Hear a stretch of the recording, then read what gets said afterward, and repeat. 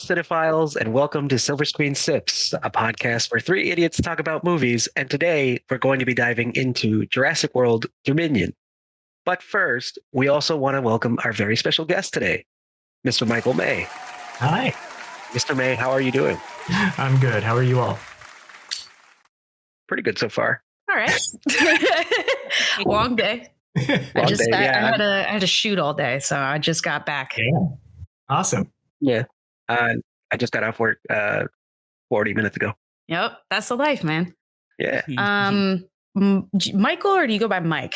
Do you care? I go by Michael. Yeah. Michael. Yeah. Okay. I won't, be offended if you call me Mike, but I respond. You can call Lewis Big Lou.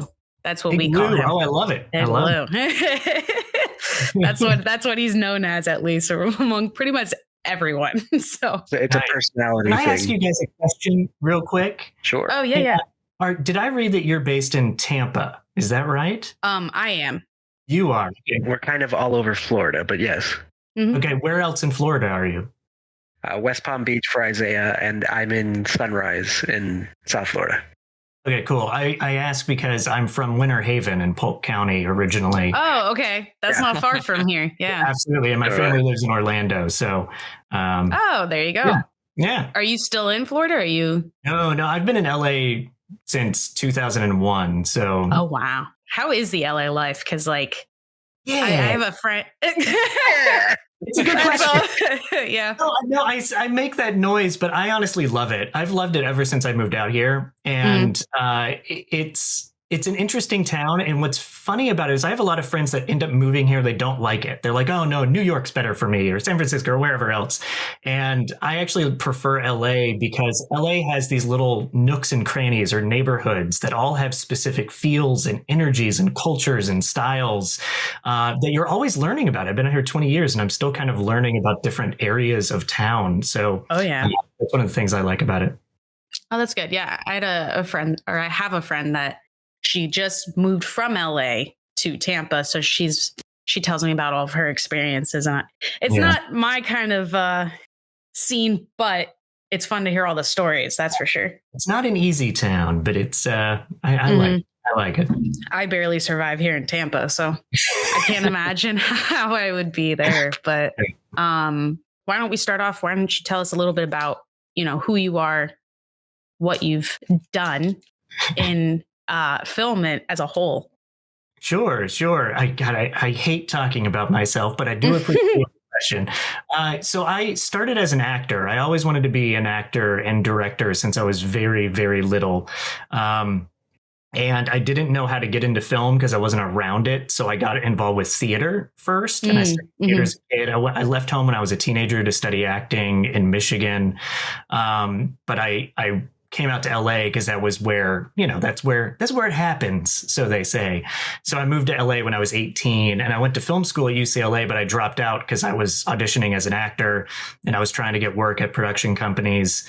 But since then I've done a little bit of everything because I love movies. I love movies and TV. I'm very enthusiastic about it.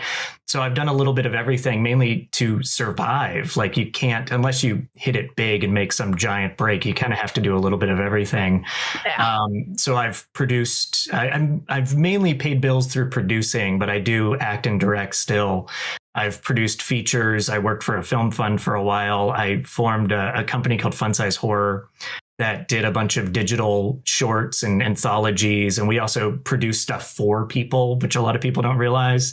And then the last 4 or 5 years, I've actually been doing TV. I've been hosting and producing a couple of shows for the Motor Trend TV channel, which is part of the Discovery Networks. It's part of that big thing. And those just wrapped in February last year. So I've been spending a year to actually just develop content for myself. Yeah. And so I kind of took a break. So I turned down some work producing some movies and have just been developing content. And I have a podcast now because I've always wanted to do podcasts like you guys. They're fun. Yeah. And so I have a podcast called A Study of Strange that I started. And I was like, you know what? I kind of know what I want to do, but I also don't. And I'm just going to basically make mistakes on air, if that makes sense. Because why not? Like, why not just get out there and create something? And honestly, I've liked it more than I even thought. So I've really enjoyed it. But yeah, I've done a little bit of everything. So, and I can tell people later at the end of the show where to find some stuff. But yeah, I do a little bit of everything is kind of the simple answer. I mean, that's kind of what I think is great about film too, is that you can kind of like for me too, I feel the same way, that there's not ever been one particular field in film that I gravitate towards. I'm kind of like a jack of all trades. I like to do a little bit of everything. So like but I obviously haven't done as much as you have. But yeah, that's definitely you will. And I'm just assuming I'm older than you guys. Can I ask how old everybody is? Lewis is the oldest. Well, I shouldn't say probably. He is the oldest. I turned 29 this year. Oh, nice. Yeah, so I'm 40, so I've just been around longer. Right. But no, and honestly, nowadays, with the way the business is now, and with content is everywhere, and you have to kind of be able to make content everywhere. You kind of have to do everything. And the shows I produced for Motor Trend, which is autobiography and autobiography cold cases, we had to do everything. Like, there's days where we'd be shooting scenes and it would be me and a co-host and no one else. So we'd be setting up cameras, we'd be lighting it, we'd be running sound. So you have to kind of know a little bit of everything. You never know. The day you're on set, they'll just be like, oh, can you be second AC real quick for us? Yeah, you never know. Yeah, absolutely. And also, I'm a terrible cinematographer. Like, I know what I want it to look like. I can't light. I've never been someone that can figure out exactly how to light something. So yeah, that's tough. That's all right. That's There's always that one thing you cannot get down. So I guess what we'll start with then is our week in Hollywood. Lewis? We'll get to that in just a second. I did want to throw in that there is a reminder that there are spoilers ahead for movies and TV shows that you may not have seen yet, so just know that you've been warned. That does count for Dominion, but it also counts for anything else we decide to reference. And then just as a fun fact about myself, I'm the only one here who doesn't have a background or is going to have a background in film beyond this podcast. We treat Lou as the audience. He's the alcoholic of the group. He's the one that he brings kind of, and it's interesting too, because since we've started the podcast, there's so many things that we've mentioned that I can just tell, kind of go over, or like he has more of a medical, scientifical view on things. So we'll say a term that has a completely different meaning to him. And it's like, what was it? The other episode was biopic. And you're like, no, that's biopic. And I was like, no. Those are two completely different things here. Yes. Yeah. So he's the odd man out here. Oh, I love it. It's great. So make him feel use as much jargon as you can. But anyway, we're going to go ahead and start with everyone's favorite segment. This week in Hollywood. Beth, you can take it away for us. I can. I thought. Sorry, I was Isaiah. Isaiah. No. I'm sorry. It's Isaiah. As your resident, I'm gonna say award show person, because everybody knows how I feel about the Oscars and such. Oh yeah. Well, it's the Golden Globes. Really? No, I didn't know that.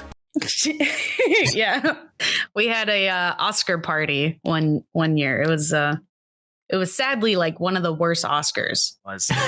I don't remember which one it was, but it was oh my God, it was the one. Not the last year, but the year before that. Yeah, it was it was the one when not the Will Smith one, because that one was memorable. It was the Chadwick Boseman. Was it the Moonlight? No. It was right. It was the year. It was the one. Oh gosh, it's the one with Chadwick Boseman where they moved the Best Actor category to the end. And then they were like, oh, by the way, he didn't win. Everybody's like, what the hell? Yeah, that was rough. Anyway, so the 80th Golden Globes Awards have just happened this past week. And if you haven't watched it, here's some of the official winners for their categories. Best Motion Picture Drama, The Fabelmans, goes to Steven Spielberg, obviously. Best Motion Picture for Musical and Comedy, I'm going to butcher this name, The Banshees of Inisherin, I believe. I don't know. I'm not Irish. It's good. Yeah. Yeah. For Best Picture Animation is Guillermo del Toro's Pinocchio.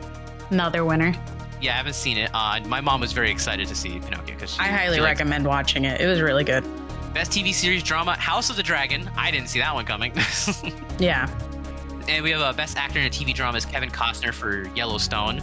Best actress in TV drama is Zendaya from Euphoria. Yeah. Top tier. And if you'd like to see the full list of winners, you can check the link in our Discord server on the News Sources channel. We'll have all the links there. Yeah, I read through that list, and none of them were surprising, honestly. Especially Zendaya. I was expecting Zendaya to win. And I'm hoping next year there'll be The Last of Us will be on here. We need to talk about that later. Have you seen The Last of Us? I have not. I will watch it though. So yes.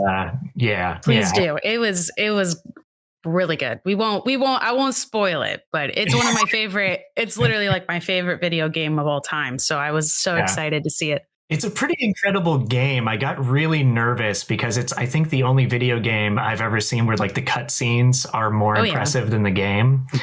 I think too, like, to kind of, I guess, piggyback off that, because it can be a standalone movie, basically. Like, you could eliminate all of the gameplay and it would be its own thing. And I think that's not the only reason, but I think that's a huge factor as to why it's a good adaptation, because a lot of video game adaptations, it's like Halo, where it's kind of like, well, that's more of a shooter game than a story driven. But we don't talk about the Halo TV show. We don't talk about that. It does not exist. That's blacklisted on this podcast. There is definitely like story to Halo, but it's just not featured as a prominent thing. I would say at all in the TV show.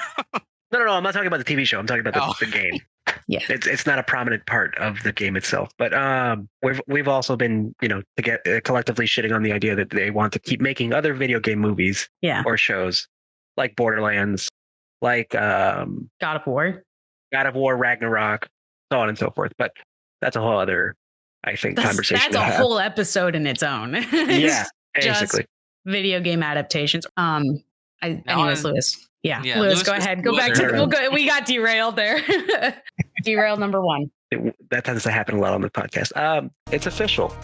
An Amy Winehouse biopic is coming with the spew of iconic musician biopics such as the latest Elvis, along with I Want to Dance with Somebody, Rocket Man, Bohemian Rhapsody, and more. It's no surprise that the famed British star deserved a film of her own. The film has been titled Back to Black, after Winehouse's second album and hit song of the same name. Production is about to begin, so we can expect to see it on the screen in late 2023 or even early 2024. Wow, I didn't know. Do they say what production companies or talent or directors or actors or anybody, do they give any? Yes, they did cast the actress. I forget her name. Hold on. I can find it in 2 seconds with the help of Google. I'm really excited for it though, because I after I found out about it, I got stuck watching all of her documentaries. Let me see. Her name is, I'm probably going to butcher it too, watch. Sam Taylor Johnson, screenwriter Matt Greenhall, and then actress is Marissa Bella as Amy Winehouse. Yes. I don't know any of them. I probably do. I mean, meaning their work, but I just... That might mean it's going to be good if it's no one we've really heard of, you know? Yeah, hopefully. People come out into the industry and start swinging and be like, I directed that one. And they're like, holy shit. Yeah, I just read an article. This is from, Elle.com. Mm-hmm. It says the movie's going to focus on Winehouse's vibrant years living in London in the early aughts and her intense journey to fame. I think that means the drugs. Yeah. I'm assuming. You probably have to. It's such a, oh my God, her story is crazy. And I think not that like Elvis and Elton John and all of them didn't deserve one, but I think out of all the artists, like biopics, out of the all the biopics out there, this is the one that I think is the most interesting to me, at least. And it's more recent too, because like I remember when this happened. I was actually alive for it, so it's there was another one too, Judy. Did you guys ever see Judy? No. That was the one about Judy Garland. That was good. With What's her face? Who I can't think of her name right now. She won an Oscar too. Yeah. Wow, I can't believe I'm Isaiah, facts guy. Yeah, Come I on, know. get on it. Google. It's gonna annoy me that I can't think of her name right now. I'm terrible with names. It I always know. takes- I'm so bad with names. That's why when you asked me, I was like, Her name's on the list, like the tip of my tongue too. Crap. What is it? I know her face. Oh my God, it's Renee Zellweger. Renee Zellweger. There we go. That's it. Yes. Yeah. How could I forget She that? did a phenomenal job. That's another movie I would watch if I were you. Because they focus more on like not her childhood, which I was expecting they would dive into more because it was a very dark upbringing that she had, but they focus more on like what happened after the Wizard of Oz, what happened during her like, I don't know, 30s maybe. I don't remember her age during the time, but it was really good. She did a great job. So, anyways, derail number 2. So let's see. Okay, one of my favorite directors. I've probably stated this in previous episodes. Is back at it again. Ari Aster. He has released a trailer for his new A24 film, Beau is Afraid. With his masterpieces in the past of Hereditary and Midsommar, there are a lot of high hopes amongst fans for his new psychological drama starring the one and only Joaquin Phoenix. Since it is an A24 film, it isn't entirely known like what the full plot of the story is, since there's always something more hidden. But after seeing the trailer, I can't be anything but excited for the film, and it's expected to hit theaters April 21st of this year, so I will be in the movie theater that day. Yeah. And I think there's another movie coming out that day too. What, on the 21st? Yeah, because I told Isaiah, I was like, we need to go see this movie. Oh, Evil Dead Rise. Evil Dead Rise. Yeah. Yes, that's just a great day for film. Come on. I saw the trailer and that was no. Not for you. No, He's not a horror gore kind of guy. Meanwhile, I love like the Saw movies. The gorier, the better. Yeah. And this movie looks rough. Yeah, it's gonna be a fun one. Ari Aster, though, that's my cup of tea right there. I'm very excited for that. That's the weird and wonderful. It's weird and wonderful. That's the best way to put it. He does horror in the way that I have always wanted horror, because I feel like a lot of movies nowadays is just all cheap jump scares, and it's like, okay, like, oh shit on Blumhouse Productions a lot because they just spew them out and they're all kind of predictable. But like Ari Aster, I've seen even his other films, Munchausen. That was his other films. They're on. Yeah, I want to watch that. Yeah, they're on. I think they're on. Both of the films I think are on YouTube. I could be wrong, but I watched both, and if not equally disturbing, they're probably even more disturbing than Hereditary. But and not to keep derailing everybody, but Hereditary, when I saw that, I have he's now 6, but I have a little son, and I love when movies make me so uncomfortable I can't watch them at first. Yeah. I think they're doing a good job. And there's a specific moment, just, spoilers, things happen in it. And I couldn't watch the rest of the movie the first time I saw it. I had to turn it off. I was like, nope, not doing that. It's definitely not for the faint of heart. So she's mentioned Hereditary many times. I've actually wanted to watch it. My sister, when we were at dinner last night, actually spoiled it to me and my girlfriend because no! I actually think you can still watch it. I don't think it's going to ruin it. I'm still going to watch it. Yeah, it's not really going to ruin it, but like she described the scene that you're probably referring to. Yeah. And I was just like, wow. It hits hard. It's definitely not filtered. And I think that's kind of what I like about him too. He's not afraid to just be like out there. Isaiah, what's our next headline? Yeah, we call it a skip on the horror. I'm not a horror person. Anyway. He's just right over his head. Apparently, famed John Williams, obviously, behind Star Wars, Indiana Jones, and so much more, he had earlier announced that he was going to retire. and that is not happening. He is still going to be composing the 5th Indiana Jones film, Dial of Destiny. However, during a recent event celebrating the 50-year collaborative career with him and Steven Spielberg, Williams told the crowd, our boy, that we're there. This will probably not be his last project, and he plans on sticking around for a while.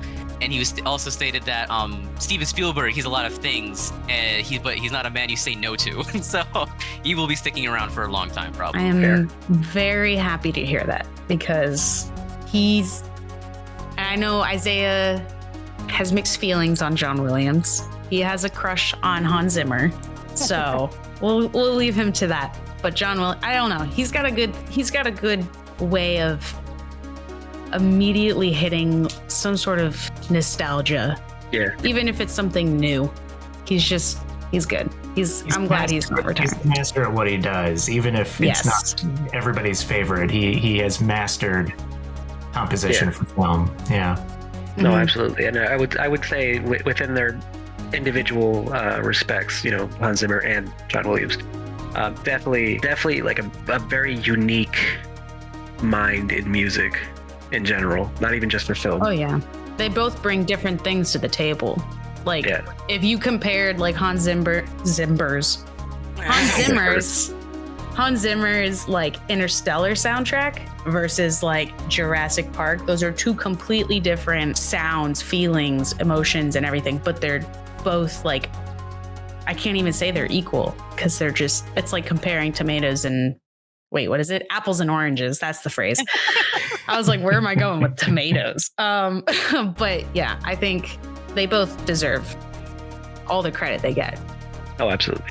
Yeah, I have gotten John Williams once when I was very young. I was a teenager, but he has such enthusiasm, and it was funny because I thought he was so old then, and that's like years ago. I know. I don't know how he's still kicking it. Yeah, but I think it's that enthusiasm, and I think that's what makes him still good. Like, he's still sharp and just loves what he does. So it's fascinating to hear that he's still going. Because isn't he 90? I think he's 90. He's 90. He is 90 years old. Yes. Man. That's crazy. Yeah, man, Clint Eastwood.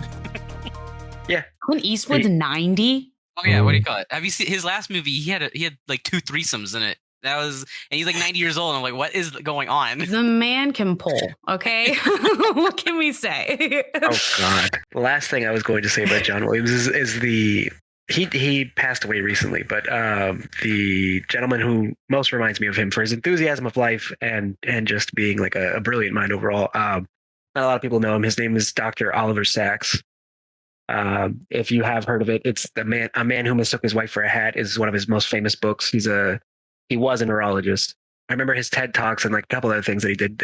It gave me the same enthusiasm for life, the same unique perspective in his particular field as someone like John Williams, and they also kind of looked alike. But moving on from our I think third derail so far. It's just every headline. Director Michael Bay has been charged for allegedly killing a pigeon while shooting the Netflix film Six Underground in Italy back in 2018. Yeah. Supposedly, a homing pigeon was said to be killed by a dolly midway through its take. However, Bay has denied these tellings of events. Pigeons are a protected species in Italy, with a law stating it's a criminal offense to harm, kill, or capture any wild bird. Michael Bay stated, "There is an ongoing court case, so I cannot get into the specifics, but I am confident we will prevail when I have my day in court." It's just weird that it's 5 years later. That's what I think blows my mind. That's weird. And I just want to clarify for everybody listening, it is Michael Bay and not Michael May that's let's just not kill a pigeon. Yeah, let's clarify that one there. You don't have a lawyer, what I'm hearing. Yes, yeah. I don't want to pay a lawyer, so it's I like to blame any issue I run into. I do blame Michael Bay regardless. So So do we. Actually, since we were just talking about book to film adaptations, the book Are You There, God? It's Me, Margaret has finally released its first theatrical trailer. The film is based on the classic 1970 Judy Blume novel of the same name. It follows a young woman named Margaret who struggles with issues surrounding puberty, religion, family, and school during her 6th grade year. So they've casted Abby Ryder, Fortson, I think is how you say it. Yeah. As Margaret. And then her parents are played by Rachel McAdams, my favorite, and Benny Safdie, I think is how you say his last name. And also the iconic Kathy Bates is her grandmother, which I love Kathy Bates. Anything she's in is immediately amazing. So it looks like a promising coming of age film, guys. Coming of age film. And it'll premiere April 28th, 2023. So that's another one. Look at that. It's like a week after the other two. It's gonna be a busy week. Yeah. But yeah, that concludes This Week in Hollywood. Finally. You can find all of our sources cited in our Discord channel. Now, sorry, I'm thinking about Kathy Bates. So I guess now we'll kind of dive into more of you, Michael May. Oh boy. Not Michael Bay, Michael May. Okay. Right. We had a few questions we wanted to ask you. Yeah. Go for it. So I'll go first since I'm already talking. So, you talked a bit about your experience in the film industry and that you've had such a expansive amount of knowledge thrown at you. So if you could give any advice to those that are maybe going into the film industry or are in it and need help, what would you say? Yeah, the main piece of advice I try to give is just create. And it's such a general, like I even heard that when I was a film student, it's a bit like overwhelming. But just create stuff. Like if you want to be a director, direct a short. If you don't have money for a short, make it for free. If you don't have a crew, do it yourself. Get some friends. And it's always a very daunting thing to hear that. But work begets work. It's very true. Like most of the work I've had in my career has come about from something small initially. My TV show's Autobiography. I was pitching that around town for like 5 years, and I haven't done any TV, and TV's much harder to get into than film because there's only a few networks, right? So there's just it's not the same business model, so it's hard to get into. And people in TV like to work with who they've worked with. So it's a bit of a club to get into. And so I was pitching and I was having a tough time. And a friend of mine that I had made shorts and I had made short documentaries with, and I ended up producing some commercials with, was working at a production company. I was pitching stuff to Discovery. And he's like, hey, can we pitch your show? And I was like, yeah, of course.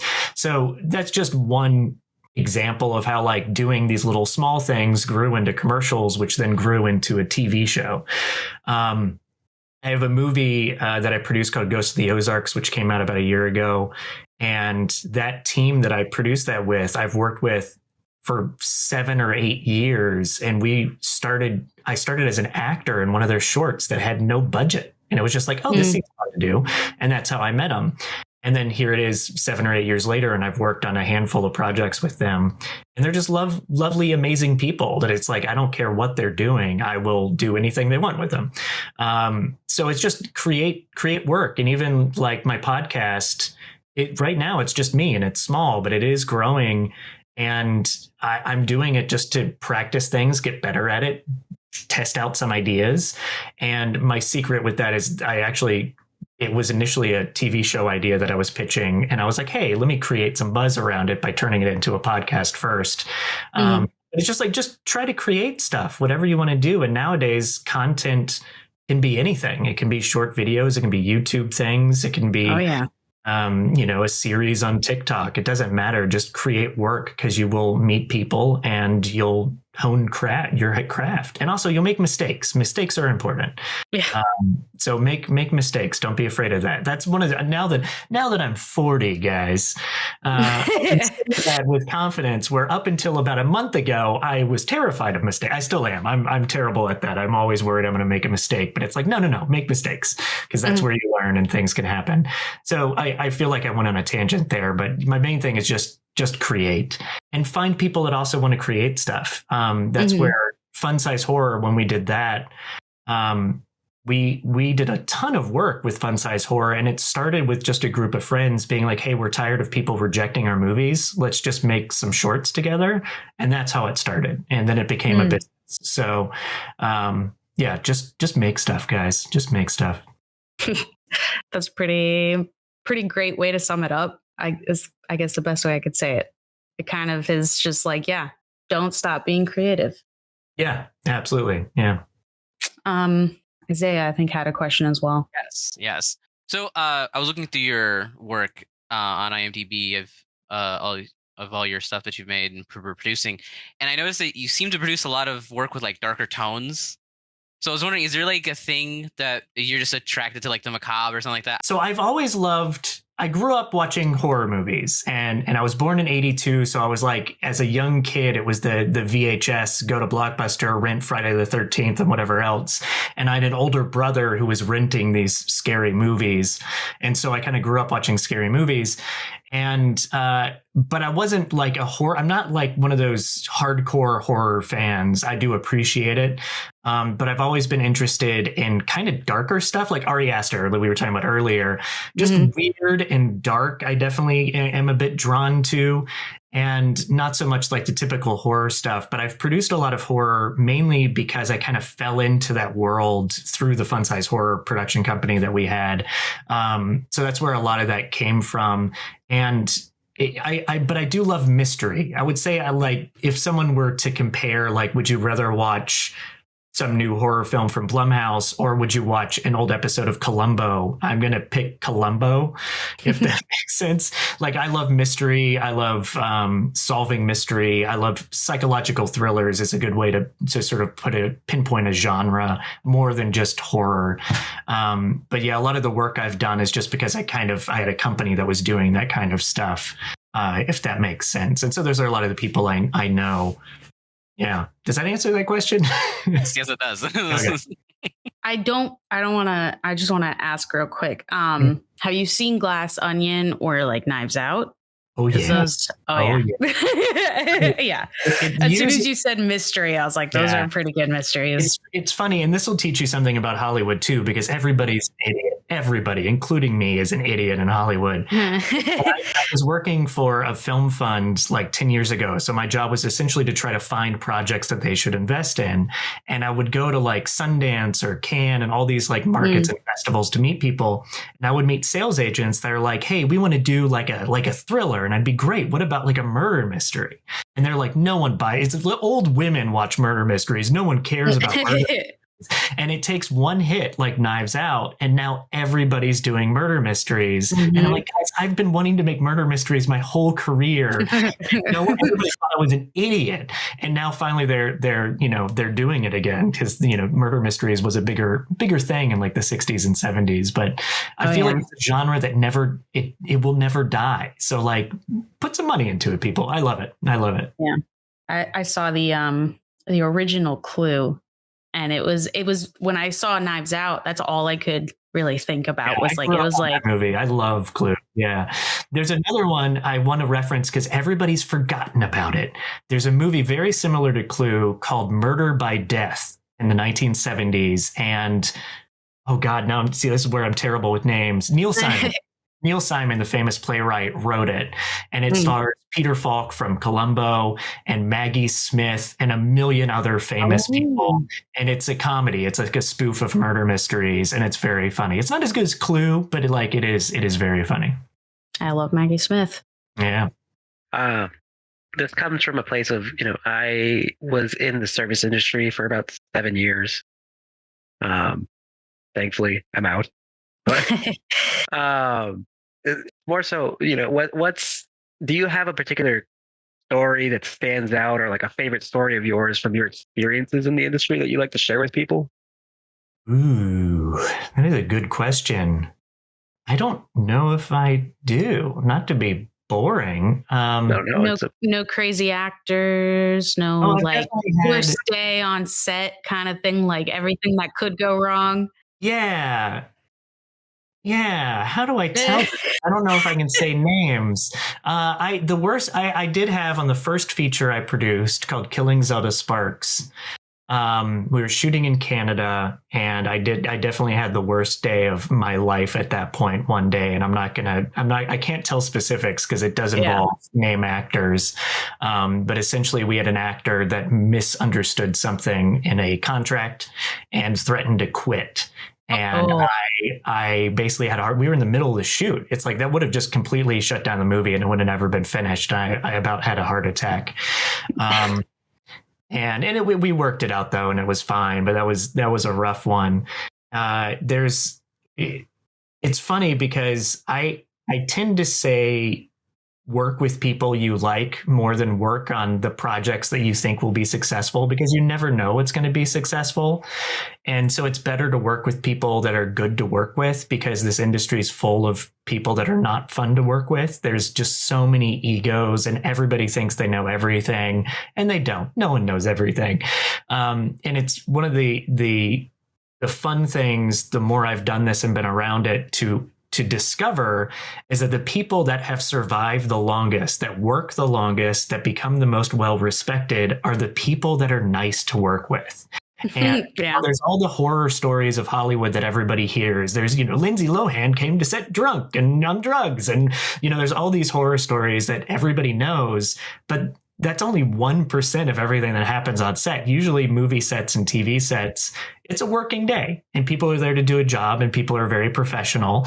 And the people that are not professional, some of them get famous, but then they'll quickly kind of die out. Like you'll see like the star rise and the star will drop.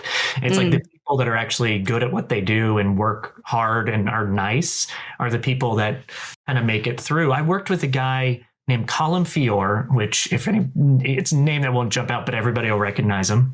We shot for 24 hours with him. There was a snowstorm. And we were so nervous because he's a name and he's done a lot of Hollywood stuff. And he was so pleasant and so understanding the whole night. It was wonderful. And it's like, no wonder he works all the time. Goes to the Ozarks at Tim Blake Nelson. And he works on, with the Coen brothers, some of my heroes. And Tim Blake Nelson was like very professional, understood everything, wanted to rehearse, wanted to show up early. It's like, those are the amazing things to discover. And it's like, oh yeah, there's, this business, the people that make it are the ones that actually do that. So I know that doesn't answer your question specifically. Crazy stories. I apologize about that. I guess it's a good thing though, right? That maybe. You don't I feel like have a crazy story.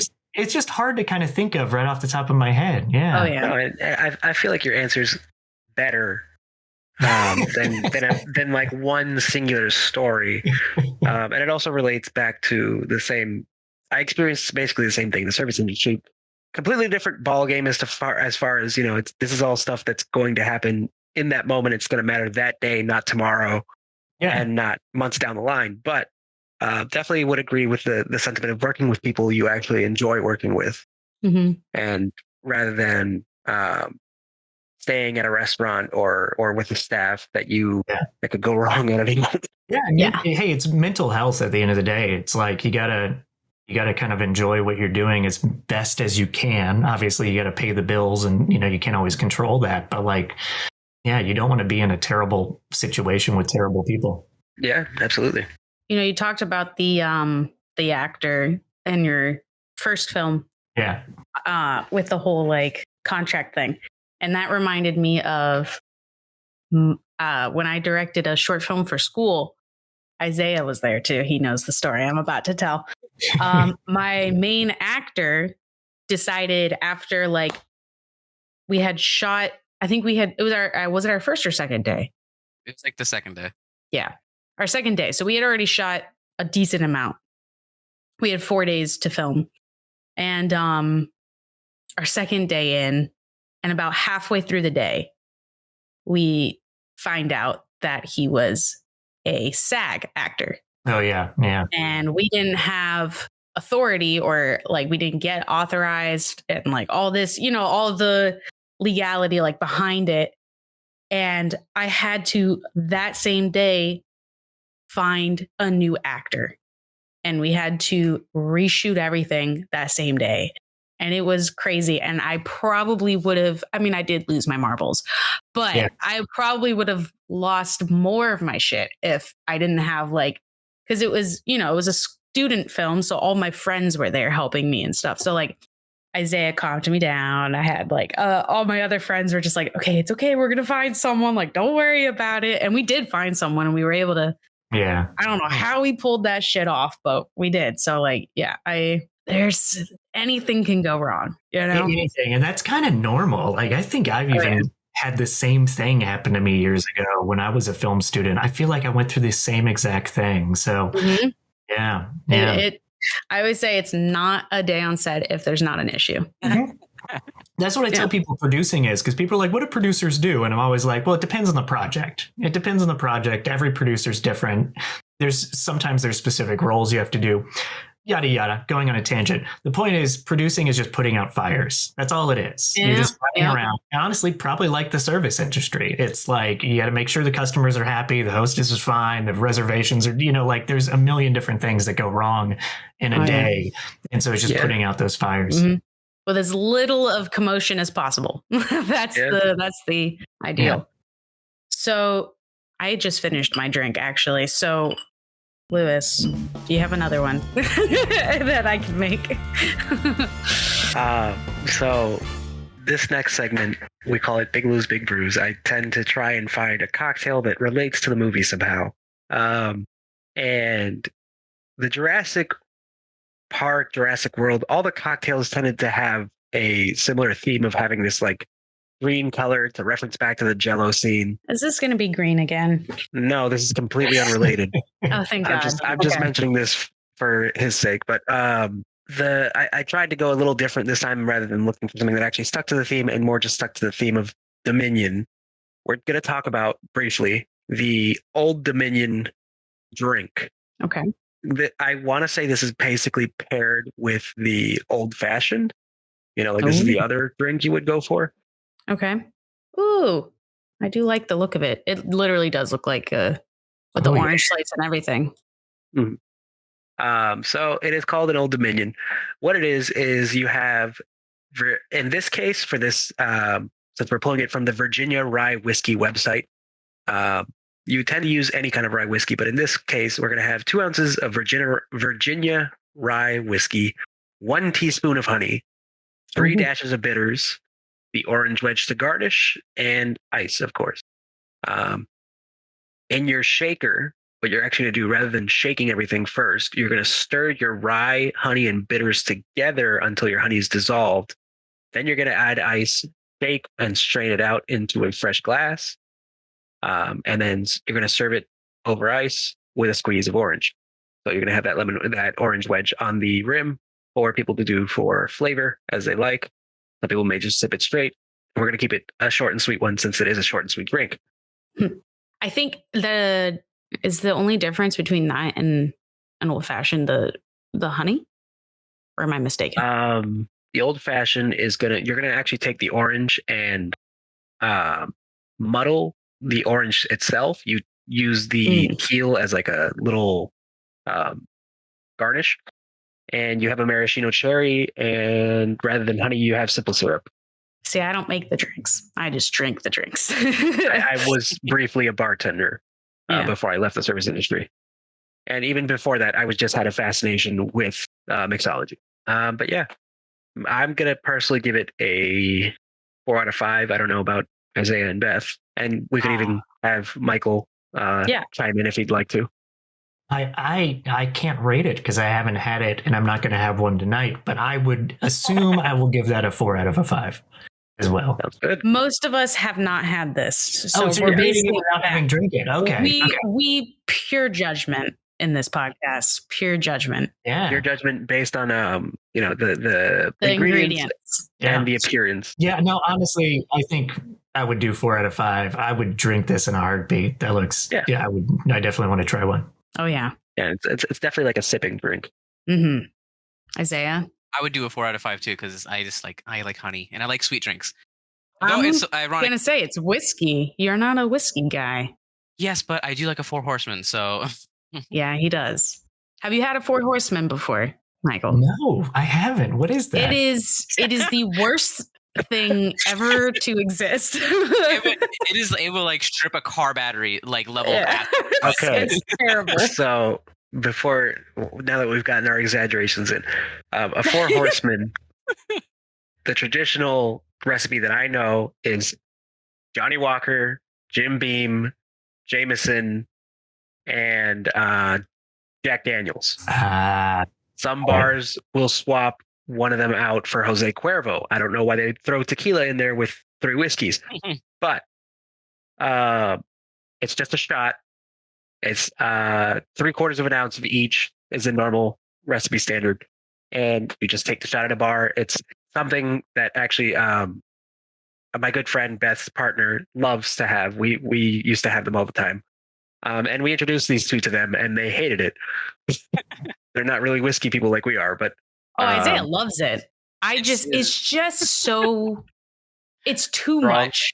It is a lot. I love whiskey. Like that's what I just had for a drink. I love to drink whiskey, but 4 whiskeys in one is just, it's a little too much. At my age, that's an instant headache. I can't. no, absolutely.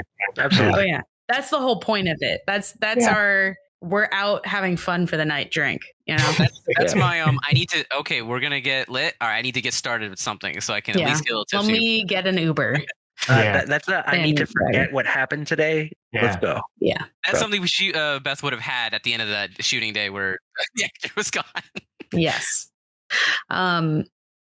I think I would give that also then. Actually, I'm going to give it a 5 out of 5 because there's nothing about it. Yeah. Well, I mean, there's nothing about it that doesn't sound good, I guess. It's just whiskey with honey and an orange, which is like perfect. Yeah. I mean, the only reason I say 4 rather than a straight up 5, I'm not that partial to rye whiskeys. I remember what the flavor's like. But otherwise, I would say it's a pretty dang good drink. And since we're talking about drinks, we're going to have Beth take it away for a moment with a message from our sponsor. Yes. I was like, what am I doing here? Oh, yes, I can talk about our sponsor. We would like to take a moment to thank our sponsor, Shaker and Spoon. If you haven't heard of Shaker and Spoon, it is a monthly subscription service that gives you bar quality recipes and ingredients designed by award-winning mixologists. So if you'd like your very own subscription, then you can head over to shakerandspoon.com and use our promo code SIPS10 to get $10 off your first subscription. Again, that's promo code SIPS10, SIPS 10 to get $10 off. Now, this is my favorite part. Well, I might be a little biased.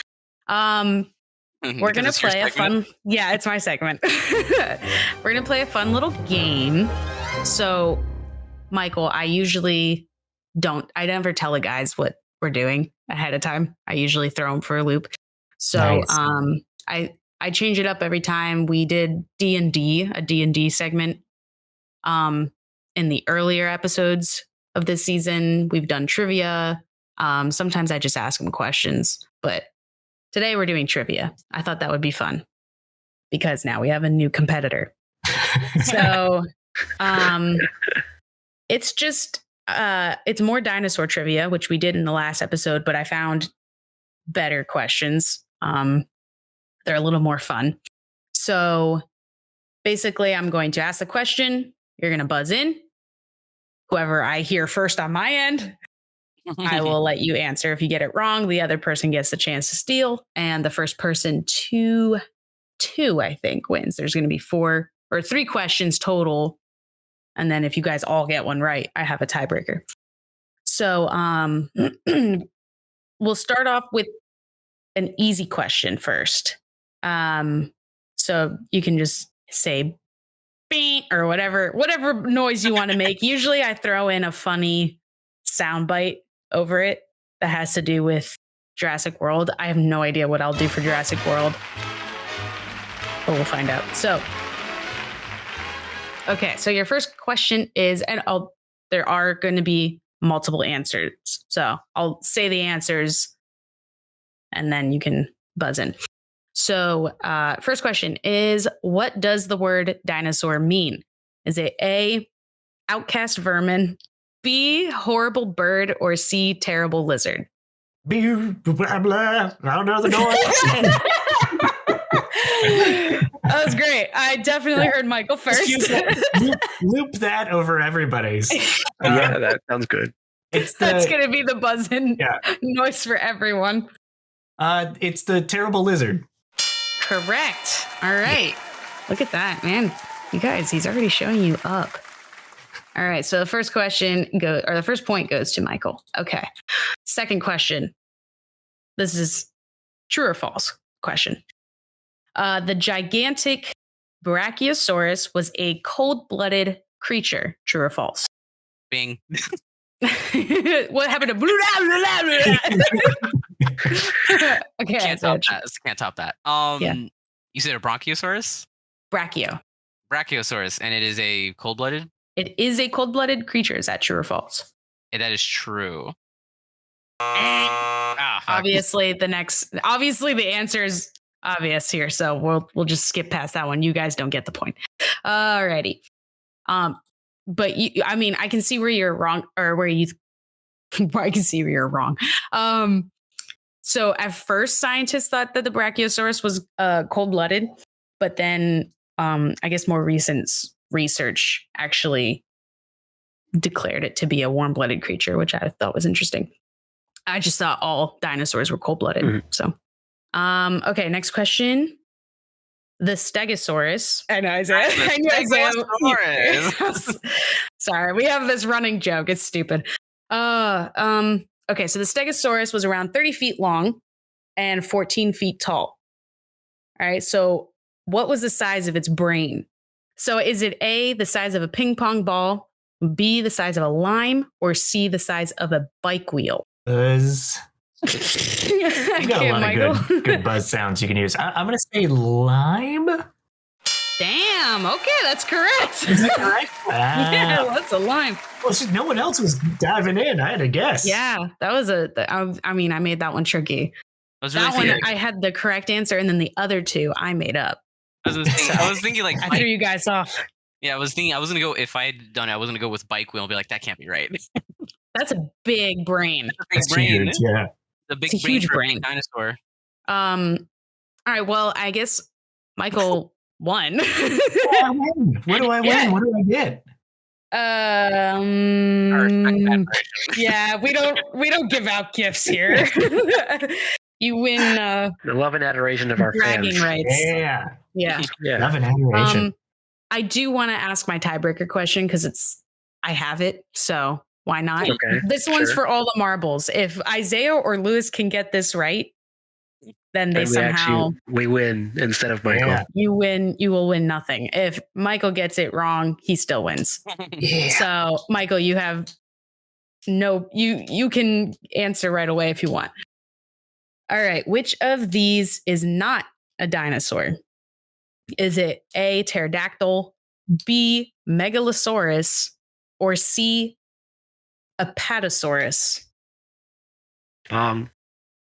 Lewis. A pterodactyl. Oh, Lewis is correct. Pterodactyls are not dinosaurs. They are a group of flying reptiles. Yes. So there were no flying dinosaurs, technically. It was and then even in the films, they refer to them as pterosaurs. But all right. Well, Michael, you technically win, but Lewis, you get a pity point. I'm the guest. Your guests always get, Yeah, they always get. They win. Yeah. Oh, exactly. Man. Well, thank you that was fun. That was good. That was entertaining, yes. I was not expecting you to just nail it right away like that. Sweep the board. Yeah, that and the buzz noise was also. That was You're welcome. Yeah, use that in future episodes. Great. Can't wait. Every single from now on until the end of time, that will be the buzzer noise. Fair. So now that we've finished Beth's question, we have another quick message from a new sponsor. If you enjoy listening to movie-related podcasts like ours, you're going to love Michael Blake Green Approved. It's a brand new podcast hosted by actor, comedian, and radio personality Michael Blake Green. With a new episode out every Tuesday, Michael talks about what it's like to be a working actor, shares hilarious stories, and promotes his upcoming comedy shows. He released a sci-fi short film recently called Anti-Artificial, which is available for streaming on youtube.com. You can also find the Michael Blake Green approved podcast on YouTube or on the TuneIn app. We definitely recommend that you go give them a listen. Now, this is the fun. This is the fun one. As much as I like my segment, this is the fun. This is the fun part. This is the nitty gritty. This is where we get to learn things. Learn things about the stuff behind the scenes, the great stuff. Yeah. This is Dominion. I know, like the last episode, we didn't have a lot of facts because there was not a lot to be said. I mean, have you seen the title of our last episode? There was not a lot to be said. Yeah.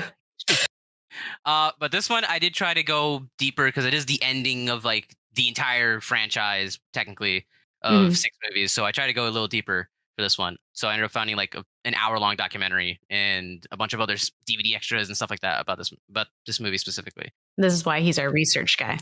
Yes. So we're going to start off with, and Beth will like this one because she always talks about the CGI and all the movies.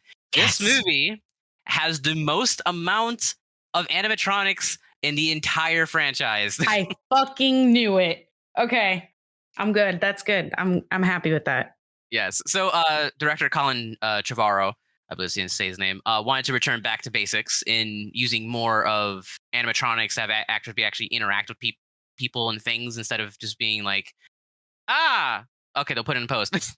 Yeah. So he wanted to have them interact with stuff. There was actually a whole department that they had created dedicated to it. It was headed by a man named John Nolan, whose job title is live action dinosaur supervisor.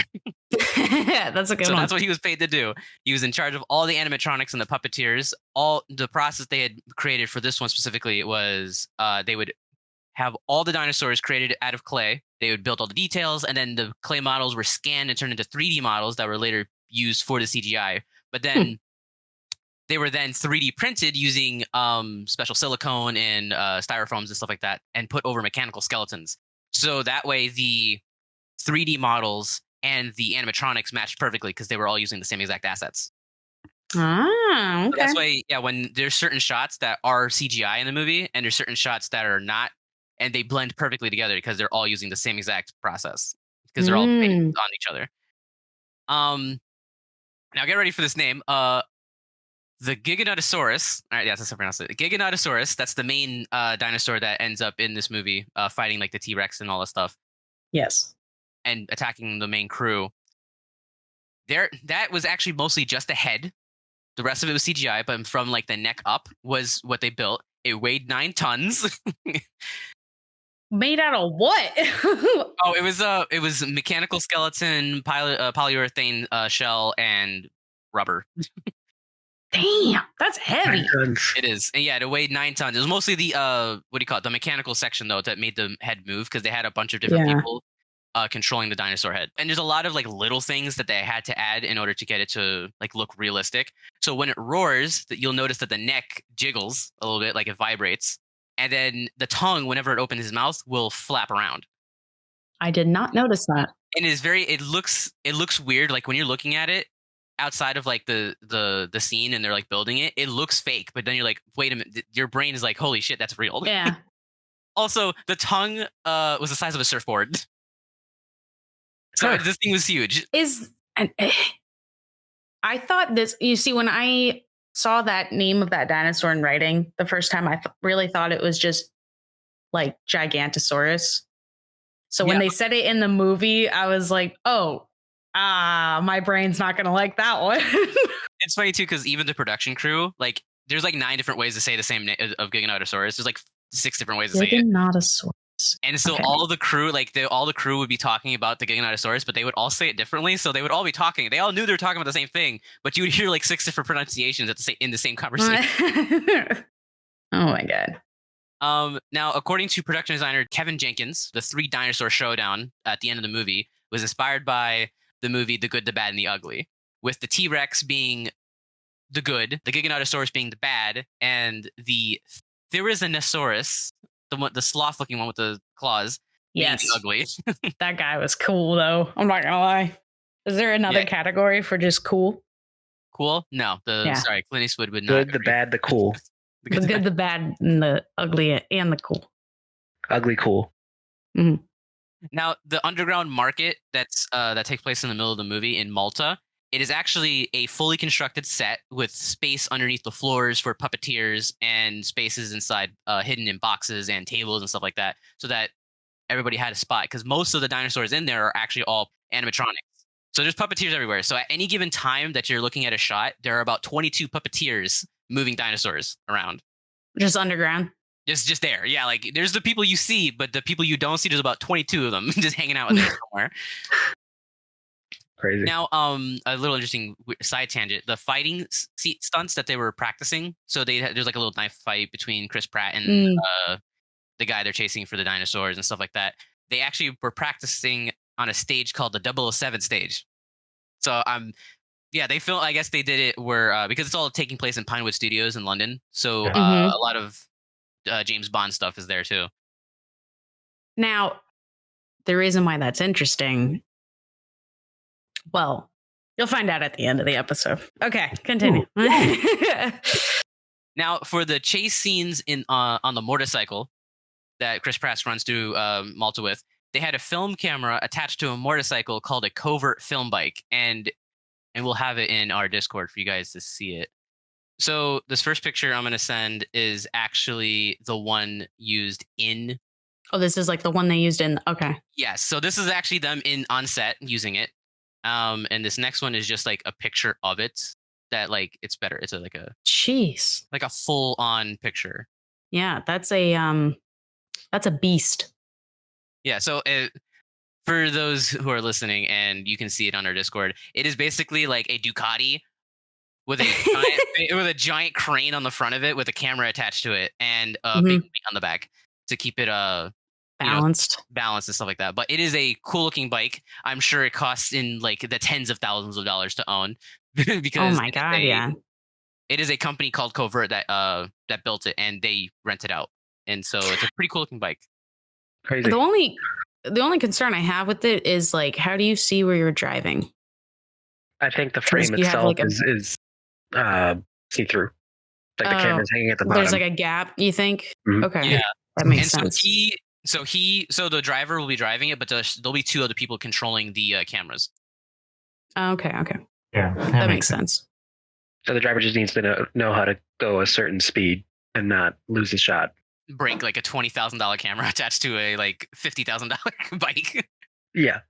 More than that. Guaranteed. Oh yeah. No, if it was Ducati, it was definitely more than that. Awesome. I'm not sure if it is a Ducati. Yeah, the bike alone, the camera alone is probably triple whatever the bike is. Probably. Depending on, I can't tell what that one is. That almost looks like a red in that photo. Yeah, it does. The second one. Yeah, the second one I think is the red. What's interesting to me, and maybe I'm wrong, but it doesn't look like there's any stabilization on that rig. You know what I mean? Like to keep it a steady The only place I can see where it might be is right above where the camera is. Yeah, that's what I was thinking. That squarish thing with the little star design looking thing on it, but like that's about it. It can't be much though, but maybe that's on purpose. Maybe they didn't want super smooth, I guess. Yeah. It's true. It could also be the piping part itself. Oh, you're right. Yeah. Because it probably adjusts depending on kind of like almost like how a car would work with that would be my guess.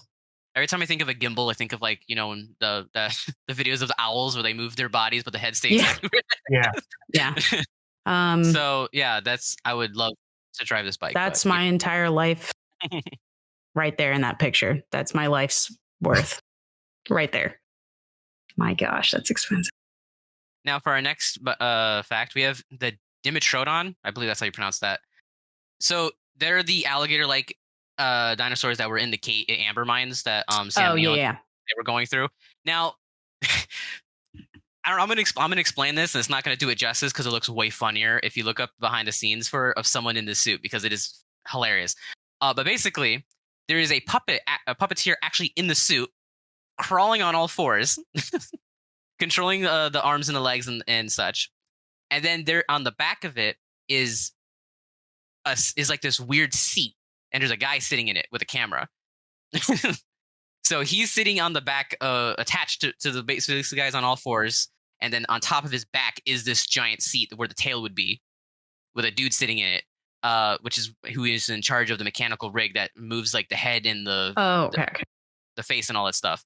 And then there's 3 other puppeteers who are working on the eyes, nose, and mouth that are not attached to it, and they have little remote controls standing in the back. So it takes about 4 people to run the Dimetron or the Dimetrodon. They don't make it easy. They do not. Dimetrodon, I think is That sounds scientific. I think it's that one. Scientific. And now, so Chris Pratt in an Instagram video stated, and I quote, and this is very Chris Pratt, "Well, nobody asked me, but I'll tell you right now, I took the Raptor training clicker, my knife, my boots, the pants, the vest, my Isla Nublar ID, and a Raptor tooth from the set." So he stole all that. I mean, if I were him, I think I would too. I would try to take as little as much as I could without being noticed. Now, Sam Neill revealed during this movie that he had actually found the original boots from the original movie that he kicked the dinosaurs with. So he stole that. Oh my God. And then Laura Dern revealed that she, from the original, actually... so in the movie, you'll notice she wears a ring. And it's the ring that Sam Neill gave her in one of the previous movies. And the only reason they actually had it is because she stole it from the first movie. And she's wearing it for the last 25 years. That's funny. Nice little hidden Easter egg. Now, this is a little side one that I found out while I was doing my research. If you Google a dinosaur, especially if you Google the Giganotosaurus and stuff like that, they actually have sound bites of the dinosaurs' roars and breathing on Google. So you can click it and it'll tell you what it is. And is this all dinosaurs, or is this Jurassic Park, Jurassic World dinosaurs? Sure, I googled a bunch of different dinosaurs, and I'm sure they're all popped up in Jurassic Park at some point, because there's 38 different dinosaurs in this movie. There was a lot. Yeah, this movie has the most dinosaurs of all of them too. Not just animatronics, but just in general. Mm-hmm. Yeah. Now, our final fact for this is that this movie, it took them 96 days to film. That doesn't include editing, but it took them 96 days to film. A crew of 850 people. It includes 38 dinosaurs, 8 sound stages, filming in 3 different countries, 2 production units, and a 1-year delay from a pandemic. And all that, they still made this movie. And all of that, and it's still garbage. And those are all of our facts for today. Good job. Thank you, Isaiah. Yeah. Fantastic, as always. And now, I'm excited. Excited? I'm excited to hear opinion. everyone's opinion on this one, because the last one went so well, Yeah, the last one was so great. What did you think? Actually, let me ask you, what did you think of Fallen Kingdom? In a nice buttoned up. Most succinct way I can say what I thought about it is I don't remember much about it, because great. Yeah. Just try to forget it, if anything. Yeah. Yeah. There was a lot with that one that I actually, spoiler, I liked this one more than that one, I think. Yeah. Which is not saying a lot. Yeah, no, I would say the bar's really low there. No, I would say there's a consensus on this being marginally better than Fallen Kingdom. Yeah. Let's let our guest go, and if he likes the movie, then we have to change our notes. It's the best movie I saw that night. All right, let me just hold on. I gotta scratch all of this off. No, that's a low bar. Yeah. It's funny because I don't actually like to say movies are terrible, because it's really hard to make a movie, and there's so much that goes into it, especially like studio movies. You're getting notes from 1 million people. It's tough to do. Oh yeah. But it's a terrible movie. Yeah. Honestly, the more I was kind of thinking about it, like the night I watched it, and I was like, why do I not like the Jurassic World movies as a whole, and specifically with Dominion as well? And to me, it comes down to tone. You know, I think a good movie, a good filmmaker can establish a world right away. There's a world, there's rules, there's tone. Tone is a big part of establishing the world. And I feel like Colin Trevorrow, everything I've ever seen of his, he's not very consistent with tone within a movie, not just like movie to movie, but within a movie. And watching Dominion, it kind of jumps from like, this is an action adventure movie. Now it's a horror movie. Now it's a James Bond, but with dinosaurs chasing you movie. Now it's Mos Eisley on Tatooine. Like when they went into the underground, whatever dinosaur market, I was just like, dun, dun, dun, dun, dun, dun, dun. Yeah. And it's just like, what are you doing? And then again, you guys already give this big spoiler thing, but like dinosaurs get out down there, but yet people are cheering and watching Chris Pratt fight a guy while Tyrannosaurus Rex is behind them eating people. And I'm just like, this is what? Like, what movie is this? And that's my big issue with all of the Fallen Kingdom or whatever, the Jurassic World, that's the term. And Dominion kind of like pinpointed it for me of like, just tone is all over the place. And because you're doing that, like, you're just not going to have a good movie because you're trying to do too many movies in one movie. Like that just complicates storytelling. And, you know, if you go back to the original Jurassic Park, which is one of my favorite movies of all time, it's very simple when you really boil it down. Like, it's obviously a tough movie. You're dealing with dinosaurs and all this stuff, but the story itself is kind of like, here's just a simple story, and it's kind of a creature feature, but with dinosaurs, and it's scary and suspenseful and takes you on a ride. Whereas Dominion was just kind of like, yeah. I wish I could sound more intelligent about it, but that's it. No, like, I mean, that was pretty well put. And you actually took literal notes from my page because I have word for word, I wrote down, is this a James Bond movie or is this a dinosaur movie? Yep. Yeah, absolutely. When you mentioned the James Bond studio earlier and you're like, that'll come back, I was like, I wonder if she thought James Bond with this too. Like, there's definitely James Bond. I did, for sure. That's my Letterboxd review says the same exact thing. Okay, so it's just a general consensus, I guess. No, it's absolutely a consensus. The other thing I would have referred to rather than James Bond, I might have said Mission Impossible for that scene where they're being chased by the raptors. Mm-hmm. But I would say, well, actually, Michael, did you have out of 5? What would you rate it? 1. One. Is that weird? All right, no. so that's what we did on our last episode. So. Yeah. I do think it is better than the previous one, so maybe 1.5 if you guys went 1 on that one.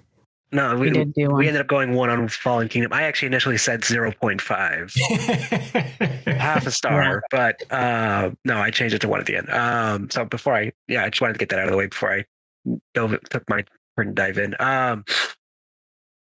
I felt the same with, as far as not just tone, but even the pace, the story, there was nothing cohesive. You know, it jumped from different theme to different theme to all of a sudden now, like I want to say after that scene in Malta, after all that, that's when the movie really, for me at least, seemed a little bit more structured, seemed a little bit more cohesive. You know, it kind of came together a little bit, and it actually had like a story that made sense from where they were. Not from, like, anything you had in the beginning was not even like the most minimal setup to what you saw happen for the rest of the film. I will say the action in the later half of the film, not the Malta scene, because that was just trash.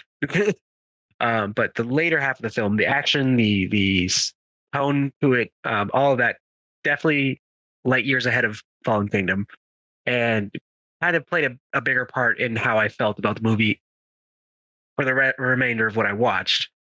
But still, it doesn't really get higher than a 1.5, maybe even a 2. If you're feeling generous. If I'm feeling generous, like if I had a drink in my hand and watched it again, I would say a 2. Yeah. You know? Yeah. But no, it definitely, that whole Malta scene, not even the watching the T-Rex and the other dinosaur going off in the background, but it was just the chase to get there and the introduction of this James Bond-esque Mission Impossible like black market trade. Like we already lost that theme. We already did such a terrible job with that theme in Fallen Kingdom. I don't know why they needed to continue it. You know what I mean? Yeah. But try again, but there was also something, not to digress here, but when they sent Bryce Dallas Howard's character into the underground, whatever, and I was like, she's suddenly a spy. She's suddenly a spy, but I'm like, she was a world famous CEO of this dinosaur theme park, and if she's going into a dinosaur like thing, people are going to know who she is. And my wife, who was sitting next to me, made the joke, don't worry, her disguise is Jessica Chastain. So they won't know who she is. And I just thought that was great. That's good. That was pretty good. No, see, that was another thing I was going to point out specifically. Is that she went from like hardcore PETA activist to suddenly she can act like a spy in the middle of a random market. So then she's a terrified woman because of the ejector seat. To then, it's just the characters are all over the place. The theme, the tone, everything. Yeah. So, what do you rate it? Oh, a 2 you said, or a 1.5? 1.5. 2 if I'm generous. Okay. 2 if you've had a drink. 2 if I'm drunk. 2 if I've had a couple drinks. Couple. Oh wow. All right. Wow. I do agree with everything you guys have said so far. It is, especially during the Malta scene, I was like, this is James Bond. What is happening here? And then, I do agree with Lou that after that point, that's when the movie actually starts like, okay, if they had started from this point or like had a different opening scene and then gone from here, then it would make more sense. But the whole, like the fact that, Justice Smith works for the CIA now. This girl, what do you call it? The guy from the first movie, he works for French intelligence. Like, okay, is everybody just getting promoted to intelligence agencies now? What's happening? What do you think of your? What do you think of your character? We say he looks like Justice Smith. I don't. Oh, yeah. Is it Justice Smith? Is that the guy's name? The actor? The actor's name is Justice Smith. I cannot if you tell you what his name is in this movie, but Franklin Webb. Why? Why do you know that? Because I don't know. I don't. That's the one thing of knowledge I have in my brain today. It's Franklin Webb is Isaiah. So I did have an issue with them continuing this whole Maisie plot of being like she's part dinosaur or whatever the hell they're going with, and now everybody wants her again. They want Blue too, so we kidnapped the kid. I was like, okay, so we're continuing this plot line. I think we all universally agreed that plot line was terrible and not a thing to focus on. But of course, they decided to do that. So then, of course, she's now a rebellious child. Yeah, I had the same thought. I was like, of course, she's a teenager now. She's all moody. The entirety of the plan is like looking for you right now, right? And you still are like, I'm not going to listen to you. I'm just going to go do what I want in town and all this stuff. Like, even like the most sensible child, if it's being rebellious, sure, would have some sense of being like, yeah, maybe I should take a little more precautions so I don't get kidnapped, which is exactly what happens. So, but whatever. Nobody ever listens to anybody else in this movie, and it always drives me mad. Everybody's like, it's so funny because it'll be like, don't move or don't go there. The next scene, they're there or they moved, and it's every single time until like at the very end of the movie. Mm-hmm. And also when the dinosaurs start chasing everybody, they just didn't shoot. They just didn't shoot the dinosaurs. The dinosaurs are there, and the enormous amount of time for the lady to be like, okay, get all these guys. Let me point these laser pointers at everybody. But like, they know the dinosaurs are there to kill them, but they don't do anything. They don't shoot at them. They don't do anything. They let them get information. They let them do their thing, and then they start running away like they can outrun a velociraptor. I was like, this is so stupid. The idea that even on a motorcycle, Owen managed to outrun them was. The plot is I feel like the plot kind of regurgitated a little bit of the previous. Regurgitated. That's a good term for it. Yeah, because it's just the same plot again of another company coming and doing things they shouldn't do. They're making another sanctuary for the dinosaurs, and it turns out that's not true. Like, this has happened like the 4th time. Yeah. I do think now, I don't know if anybody else noticed, I kind of missed the fact that Dodgson, the main guy, the CEO, he's the dude from the first movie who gave the Barbasol can. I did not know that. I didn't realize that either. Oh. Yeah. During my research, got old. He got real old. It's because it's not the same actor. That's why I was confused. Oh, how are we supposed to? Okay. So they were trying to. And then I remembered when Nedry was like, "We got Dodgen's here," and see, nobody cares. I was like, "Oh, right, it's the same guy." But yeah, it's not the same actor. That's why I was kind of confused. I was like, "Why did I keep on referencing the Barbasol can to this dude?" And then the other. Yeah, that did not click. I don't feel like it clicked with a lot of people, so a lot of people were kind of confused on that, and they probably could have done a better job of connecting the two. Yeah. Which, by the way, how did he get it back from Jurassic Park and out of everything on the planet? I don't know. It's been like 25 years, covered in mud.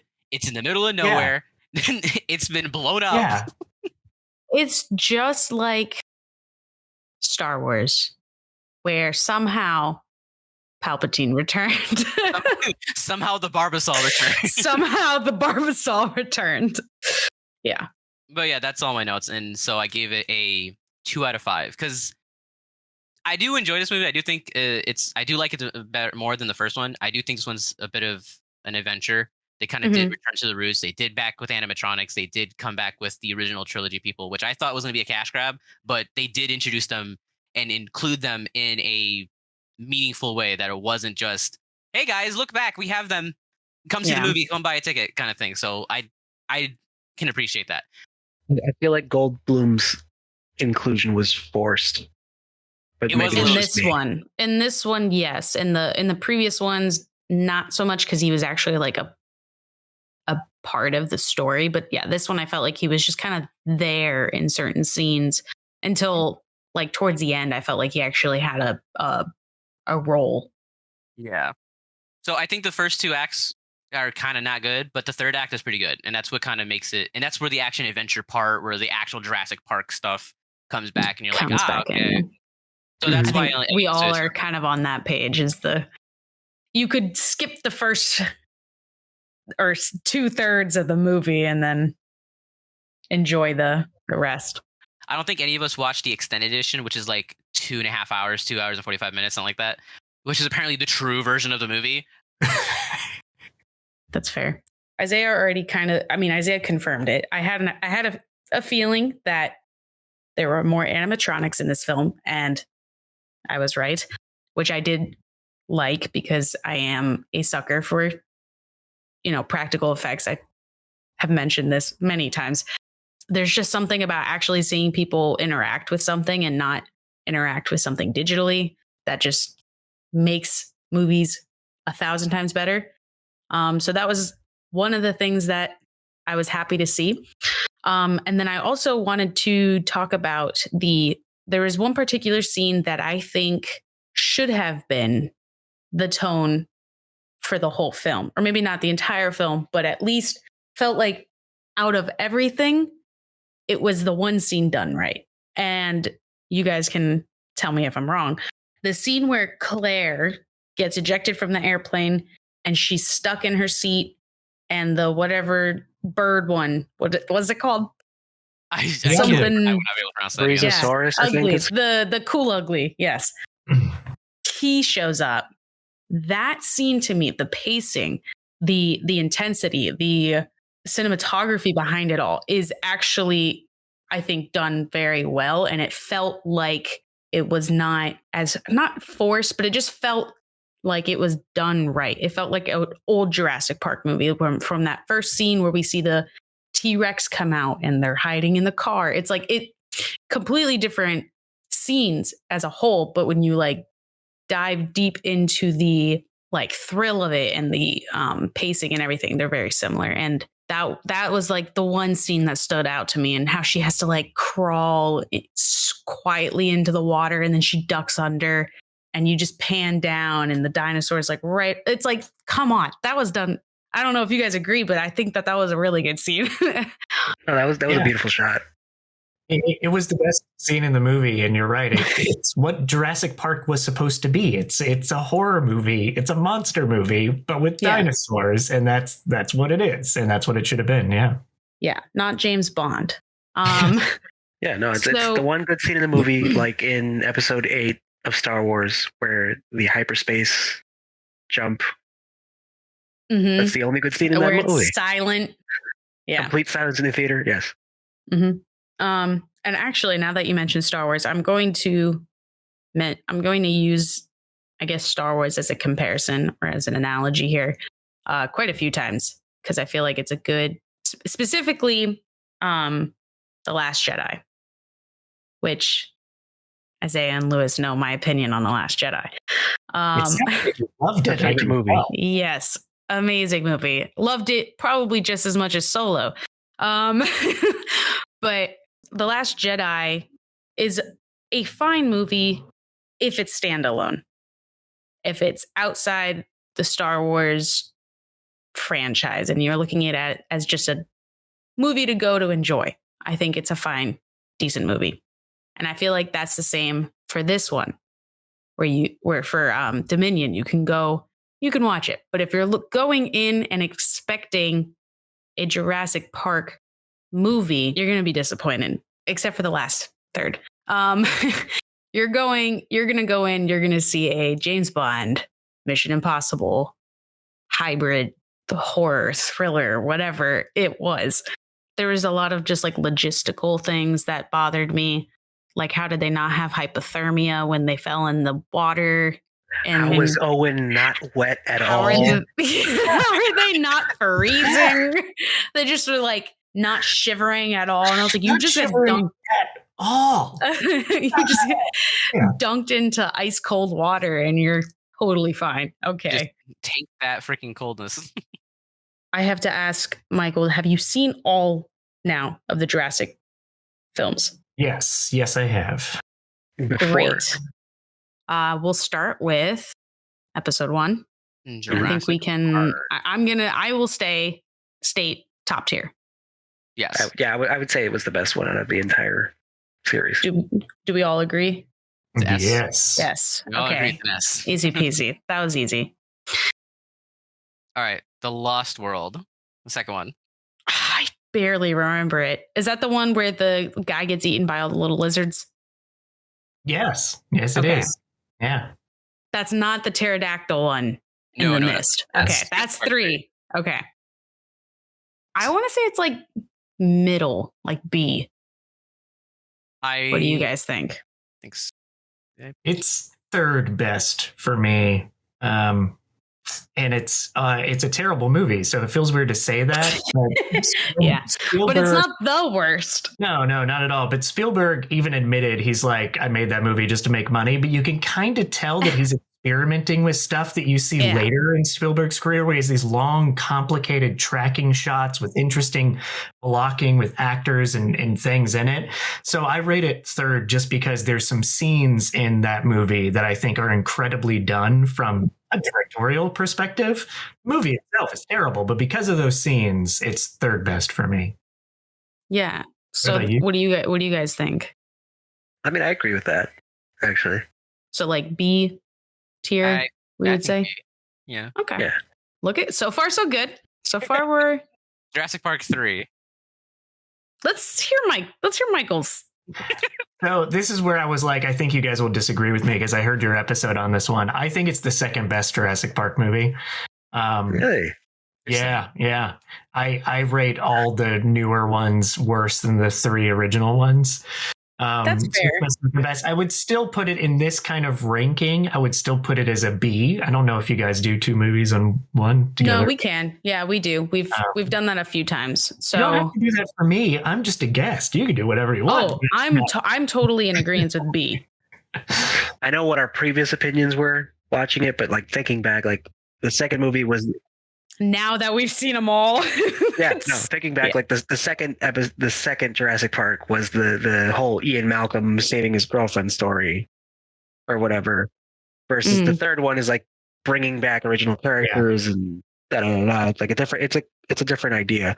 So I would agree that it's probably a little bit slightly edges out number 2, but it's still a B. Yeah, I think a B as well. I just like the pterodactyl scene. So that's, I don't know what it is. She was waiting for 3 movies for that, just for that scene. I don't know why. All right, now we have the new trilogy, Jurassic World. I don't want to say A, but I also don't want to say B as well. I say A. I like A. But there's so many problems with it. There are so many problems. Also, how come like the kids are never discussed? They just don't exist after this film. Because we don't care about Karen, we care about Claire. Yeah, That's true. We don't care about the family that's about to get a divorce. yeah. So, well, we can't. It's not better than S because it can't be about Jurassic Park or on the same tier because it's not. But I personally think it's a bit better than the other two. Yeah, I would. By marginally, just a little bit. Okay, Michael, what do you say? Oh, I mean, I think that just comes down to a matter of opinion on that because I can't argue that. Like, if you think it's better than the second and third original trilogy, I would say, yeah, I get it. Just my own personal opinion is slightly different, but like, I can't debate that because it kind of makes sense. Yeah. D tier at the bottom. No, I think it's fine.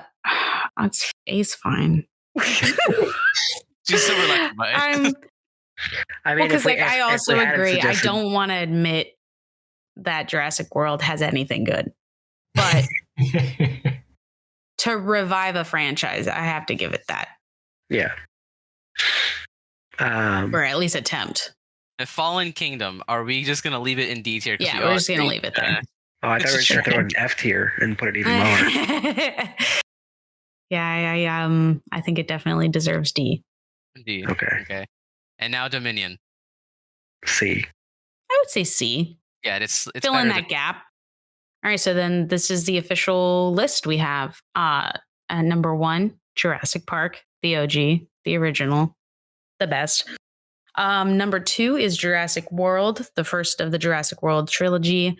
Then tied in third place, we have, what are those? Jurassic Park 3 and The Lost World? Yeah. Okay.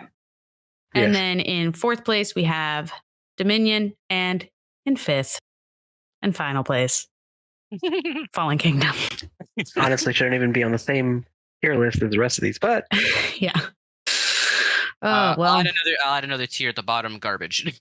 Yeah. We don't discuss it. That's it. Well, thank you, everyone, and thank you, Michael, for joining us on our season finale for season 7. It's a lot of fun.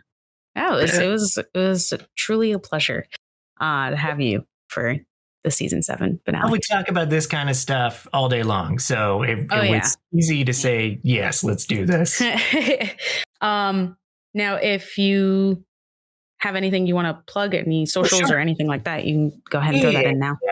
I'm not good at social, but I am trying to get better. So you can find me. I only use Instagram. I'm on Instagram. I think I'm Michael May Official, I think is what my name is. And my podcast is on there as well, which I run, which is At a Study of Strange. And I'll plug my podcast, A Study of Strange. I can't talk, but it's trying to talk on the podcast. But I'm really enjoying it, and I have some cool episodes coming out. Laura Moss, who's the director of a movie called Birth, Rebirth that's premiering at Sundance this week, is on my next episode. I've just been really enjoying it. So I like pushing that. But also a movie I produced called Ghosts of the Ozarks that came out maybe 6 months ago is on, I think, most of the streamers or like things. It's out there somewhere. I should have paid more attention before I came on a podcast. And 12-Hour Shift, which I also produced, is out on most streamers as well. I know it's on Hulu and stuff. And what else? Is there anything else? I think that's it for now. I'll stop with that. Yeah. Things out. Well, yeah, good. Definitely go check out his podcast for sure. Maybe we'll come on your show at some point. Yes. Yeah, no, I have a different we can guest. trash talk Fallen Kingdom or something. Yeah, gotta have a mystery. Yeah. We gotta find the mystery angle of it, and then we'll do that. Oh yeah, for sure. What happened to good writing? I don't know. But yeah, go watch all of his work on all of the streamer services that he said. One more. Actually, there is one more I want to push. A movie called Next Exit. I have a small part in, directed by my dear old friend Molly Elfman, is out on most streamers as well right now. It premiered in November, and so that's out in spaces. And that is a ghost story, but it's actually more of a drama. It actually looks, and it takes a different perspective of a ghost story, and it's really smart. And everybody did an amazing job with it. So check that out. I do like ghosts, and I do like anything paranormal horror related. That's This like is different. You're gonna see it's very different. So I definitely think I'm watching intrigued. It is different than you've ever seen a ghost story. Yeah. For sure. Well, definitely everyone go check them out. And while you're at it, share this episode, share this show with your friends and family, because it helps us a lot. And it allows us to bring guests like Michael onto our show and talk about all sorts of different things, not only trashing movies. You guys go on so many tangents earlier. That's probably my fault. Not your fault. We do that every single episode. Every episode this happens, and all of the listeners are used to it at this point. Another quick little announcement. Next week is our listeners episode, so be sure to send in any movie suggestions for movies you guys want us to watch and review and rate and shit talk or love. Probably shit talk, because we hate everything apparently. But yeah, you can send that to us at silverscreensips@gmail.com. You have until next week to send that in, so try to send it in soon. And yeah, thank you to everyone for sticking around for 7 whole seasons. It's a big one. Yeah, we're actually not far out from our 1 year as a podcast, so we're gonna be recording on that day too. So it'll be a big episode as well. So now that we've reached the end of a franchise, you guys know what that means. We're going to be posting a poll, which is where James Bond comes in. We're going to be posting a poll about what franchise we'll be covering in the next season. So that poll will be out on Instagram now as this episode airs. So go check it out. Your 2 options are going to be James Bond, the Daniel Craig version, and then also Hunger Games. We're going back to when I was like a teen. Yeah, go vote now. It'll only be up for today. So today meaning Monday. And we will see you guys in our listeners episode. And thank you again, Michael. It was a pleasure meeting you. And just, I don't know, talking shit. I'm never good at these outros, man. Yeah. Well, thanks, guys. Thank you. Thank you. It was genuinely a pleasure.